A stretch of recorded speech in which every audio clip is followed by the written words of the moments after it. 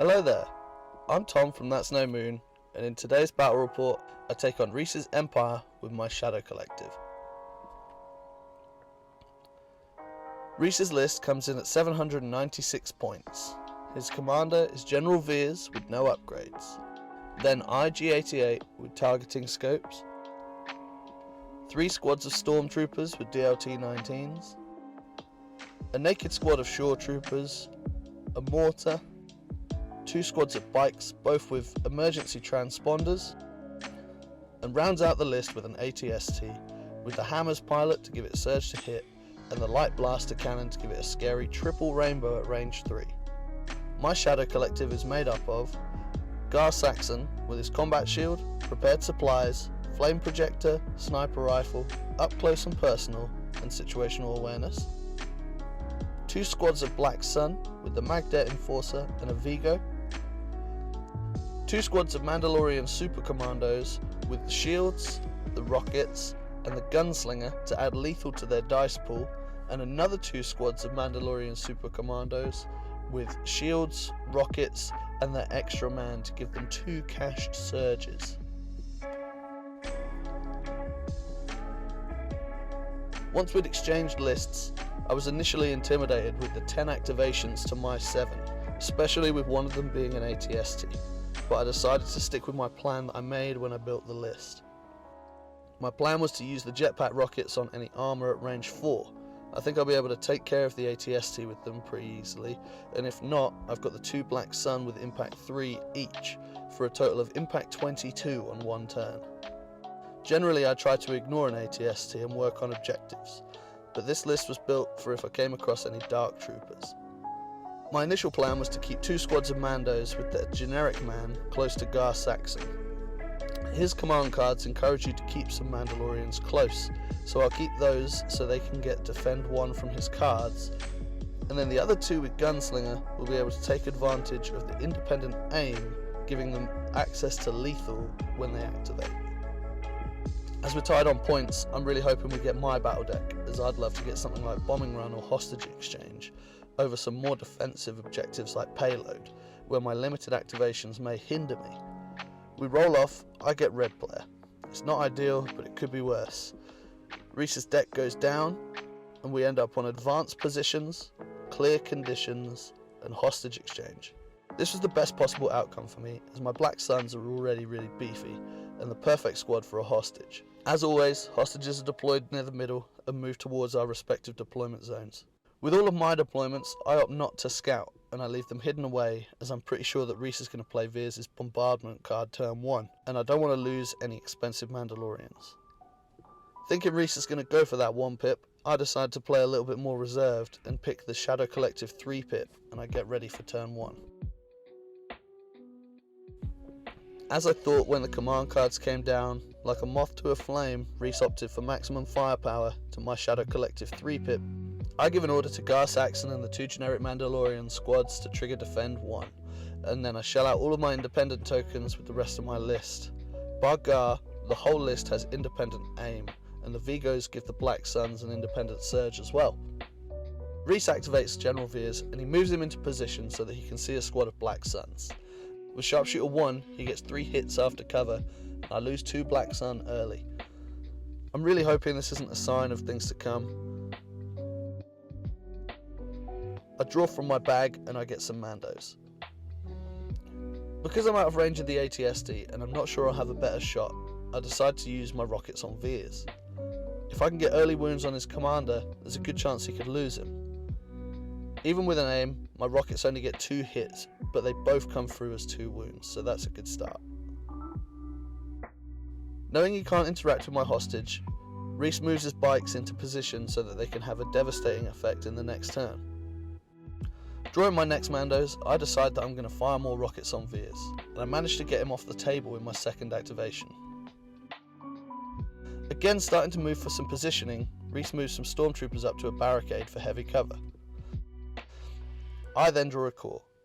I decide to take advantage of my hostage unit being safe from attacks this round.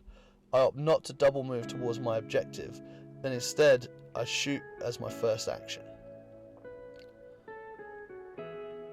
With the Vigo and the heavy weapon, I have a potentially devastating 13 black dice attack. With blast, an aim, and precise one, I get 7 hits and I leave the squad on a single unit leader. I take most of the teeth out of the unit by getting rid of the heavy weapon. With my second action, I move them back towards the middle of the table, where I cohere them to try and make it a pain for Reese's mortar to move towards his zone. Pulling his second squad of bikes, Reese decides to focus on the Black Sun that he's already attacked with Veers. With heavy cover, it just bumps them up another suppression. Really showing how the dice are going to go this game, I pull those Black Sun and I rally both suppression from them. I take a shot at the bikes at range 2, landing on 5 hits after cover, 2 wounds onto the bikes. Pulling some core, Reese realises he needs to get some activations off the boards, as my list is pretty aggressive. So to get something off the board and keep him in the mix, he makes another shot on the heavy cover Black Suns, who once again roll out and save everything.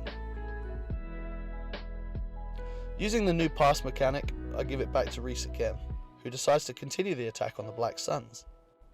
IG-88 makes another attack, but gets nothing through. Moving Gar Saxon out to have a clean shot on Reese's bikes, with 1 left on 1 wound, and I manage to get another 2 wounds, leaving a single bike on 2 wounds. After a turn of Reese positioning with some core, I move out another squad of Mandalorians who manage to get those bikes off the board. Now pulling his hostage, Reese double moves away from the majority of my list and double moves towards his deployment zone. Activating my final activation for the round, I move up to some heavy cover and blast some stormtroopers. I land 5 hits after cover and that's another 3 stormtroopers off the table. That being my last activation, Reese is left to round out the turn with his ATST that he'd been fishing for the whole round. Moving up and taking a range 4 double rainbow at that same Black Sun unit, again does no wounds. As turn 2 rolls round, I know that I'm going to need to keep the pressure on. Reese has only lost access to Veers' 3-pip, as the 2 IG-88 2-pips are better in this list. I opt for Gar Saxon's 3-pip Victory or Death, giving out 3 orders, again choosing to give them to the same Mandalorians to get an aim and a dodge, and letting the lethal Mandos make the most of independent aim, while Reese plays coordinated fire and gives an order to all of his core. When we roll off, Reese gets the priority. He also promotes his mortar with the hostage as his commander to give a courage 3 bubble to the entire army. Activating a stormtrooper squad with a single man, he moves up to tie up my hostages and punches them, killing one of the guys. Choosing to go with my other squad of core and leaving my hostage unit safe from the bike's attack, I move up and I take a shot on another squad of storms, who now take a wound and leave them on 1 man. Changing tactic, Reese aims and shoots at my full squad of Mandos. With the card effect, I spend outmaneuver dodge and a shield to block the 2 crits that came through.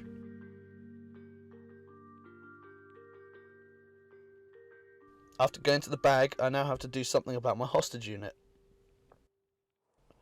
I punch the guy holding him up in melee to death, and I move towards my deployment. I'm sure I'll take more shots, but at least my Mandos are close enough that if they need to, they can get the hostage. Reese chases that squad down with a naked squad of shore troopers to try and take a shot on the hostage unit to slow me down. He lands 4 hits, and again my dice are rolling hot, so I only lose a single mini.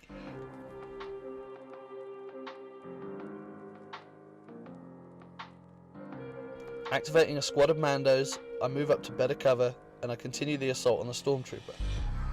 Again, Reese loses a Stormtrooper, leaving just the leader in the game. Leaving Reese's core pretty beat up, IG-88 moves up to attack. He shoots on the Mandos that have lost most of their defensive tech bar 1 shield. Again, Reese's dice aren't so great, and I roll 2 against his 1 hit with Impervious and I roll out. You can't hear the table audio, but as my best friend for over 20 years, he's given me a lot of stick for filming the game where his dice have switched off completely. Deciding to continue to punch my best friend in the face, I move up Gar and I get a clean shot on IG-88. I land a crit and I manage to get a wound through on him with Pierce. The next Mandos move up and they get a range 3 shot on a heavy cover IG-88. For 7 down to 4 after armour, IG is left pretty beaten up. Realising Reese is now going to have to make some serious power moves to bring him back into this game, he moves his bikes up and gets an out of cover shot on my hostage unit. With an aim from transponders and another one from being passed from a core unit from the command card, he gets 5 hits down to 4. I lose 2 guys from this squad and leaves just 2 men. It's at this point I move up my Mandos to get a better shot on his hostage unit. It's not until the end of the round that I realise I've cheated and I've spent the same rockets twice. As we don't realise till the end of the round, we don't do anything with it, but I do exhaust all the rest of my Mando rockets as an apology. Regardless of how this game turns out, it's at least a moral victory for Reese because he didn't have to cheat to win. Anyway, moving on, Reese activates his ATST and fires a terrifying triple rainbow into the black sun in the middle of the board. He only lands 2 hits. Like I said, it's not Reese's day, and that squad loses a man, leaves them on 2 men. Activating my last squad of Mandos, I move up and take a range 3 shot on IG-88. I get 2 through cover and get another wound through. I think at this point in turn 2, the writing might be on the wall, but as it's an objective game, Reese double moves his hostage towards his deployment zone to round out the turn. Going into turn 3, I decide to continue to play aggressively, because what's better than trying to bully your mate on camera? I play March for Elimination, and I put 4 observation tokens on the mortar with the objective, as that's Reese's commander. He plays Independent Programming, IG-88's 2-pip. With the 1-pip, I decide to move up and spend an aim to get long shot on my sniper rifle, to get a shot off on the mortar. With the mortar only left on 1 wound, I know that all I have to do is push through 1 hit with Pierce. I managed to roll a crit, which leaves Reese's hostage in no man's land unclaimed. IG isn't happy with his outcome, so he decides to take fire on Gar. Firstly, he takes a dodge, knowing that he's going to be taking some return fire, and then he shoots into Gar for 3. I spend my prepared supplies dodge, I spend his shield, and then with Impervious and apparently the best dice ever, I roll out completely unscathed. Moving up my Mandos to range 2, I take a full 10 dice shot on Reese's Shores, who can threaten my hostage. With Pierce 1 from lethal, they're off the table. My hostage double move into my deployment zone to guarantee some VPs. Reese's bikes aggressively move towards my Mandalorians with a compulsory move. They aim and shoot at them, thinking if they can get as many off the table as possible, it would be easier for the bikes to take care of the hostage unit. After 2 shields, I lose a single Mando.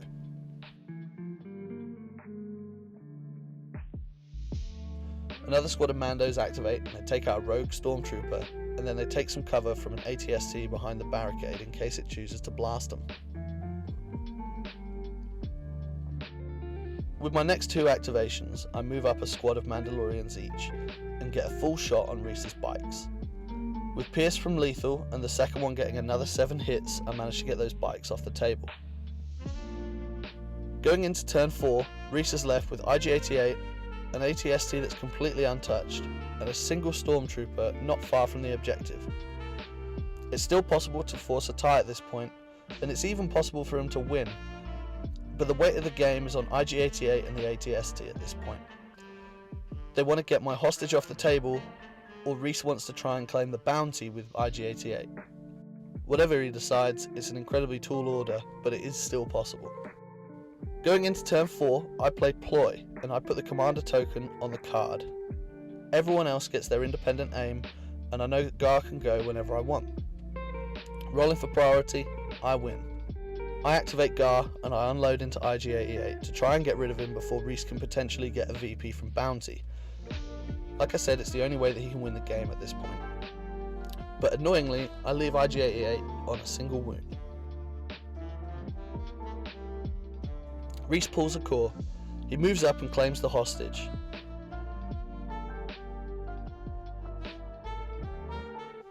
I draw some Mandalorians. They move up and they get a shot on the stormtrooper. With independent aim, after cover they get 4 hits and Reese blanks out.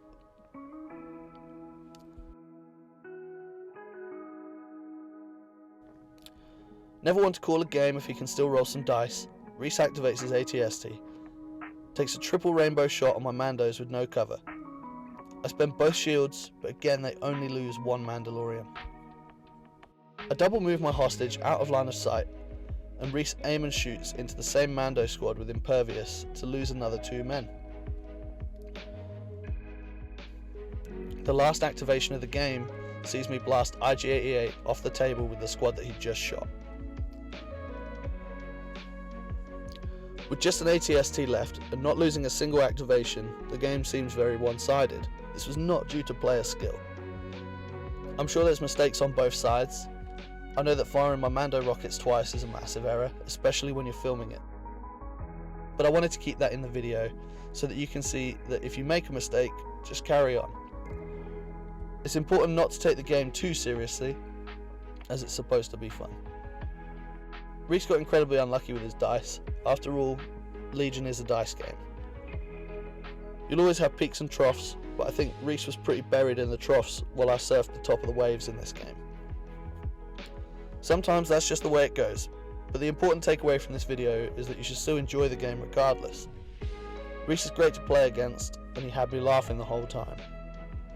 Till next time, may the Force be with you.